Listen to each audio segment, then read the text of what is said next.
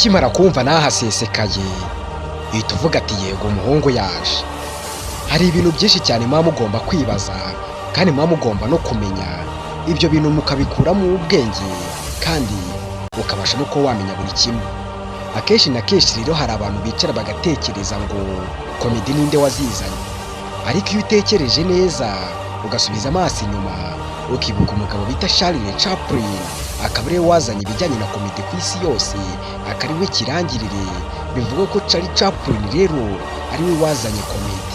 Ese kubera iki uyu mugabo yakomeje gukora komedi zitavuga nk'ibyo biswe ibiragi? Ese ibi ngibi byaturutse ku iyihe ntandaro kugira ngo abashe kuba yakora komedi bijyanye adasohora amajwi hanze?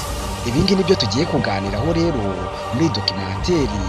Rero ahangaha ni ahandi hantu rero uraza kuza kumenya Charlie Chaplin uburyo yari ateye n'uburyo yakoraga ibintu bye. Kanda subscribe ubuke no kuba wakora ku nzogera rero mu gihe ngiye tugiye kubona muri iki kiganiro.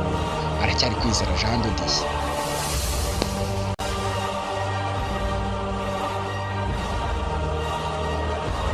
Charlie Chaplin rero ni umugabo w'icyitegererezo kandi wakoze agakora cyane atitangiye kandi bikarangira ageze ku ntsinzi ye. Charlie Chaplin rero abenshi cyane bari bamuzi nko gukora komedi zitavuga kandi zikabasha kuba zakunda. Uyu mugabo ukimara kumubona ubundi useka utarabona ibyo agiye gukora. Charlie Chaplin rero ni nyuma y'abivugwa yuko ko rero iyo ataza kuza kuba yakitaba Imana ashobora kuba aba ari we muntu ushobora kuba urenze kuri YouTube, nk'aho bavuga ba Mr Bean ko aribo barenze, we aba ari kuza ku mwanya wa mbere bose abarenze.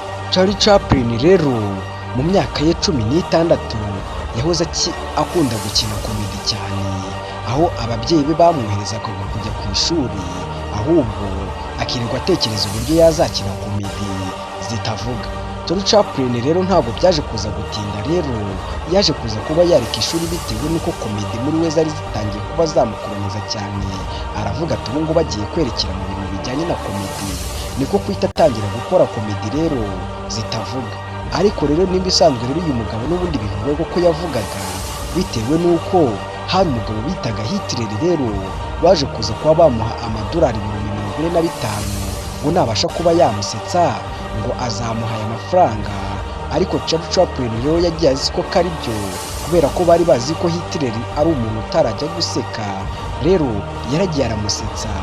Rero amaze kumusetsa Hitler amaze kubibona rero aravuga ati kugira ngo utazagira icyo uvuga kuko nasetse ngenda gukata ururimi maze wigendere neza. Charlie Chaplin rero nyuma yaho yo gukora komedi zitavuga rero byarangiye n'undi bamuciye ururimi, birangira abashije kuba yakora komedi zitavuga.